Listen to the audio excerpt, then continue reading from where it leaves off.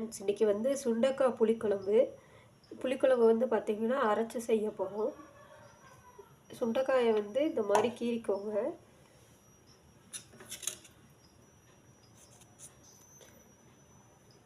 இந்த மாதிரி கீறி இது பண்ணும்போது நல்ல டேஸ்ட் கொடுக்கும். மிளகெல்லாம் அதுக்குள்ளே ஆட் ஆகி வதங்குறதுக்கு வந்துட்டு வெங்காயம், பூண்டு, தக்காளி, தேங்காய் தேவையான அளவு.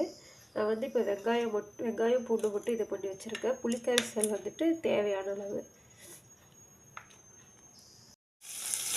வெங்காயம் நல்லா பொன்னிறமாக வதக்கி எடுத்துக்கணும். கூட 2 தக்காளி வந்து பார்த்தோன்னா வீட்லேயே அரைச்ச சாம்பார் தூள், மல்லித்தூள். இப்போ வந்து அரைச்சி வச்ச மிளகா வந்துட்டு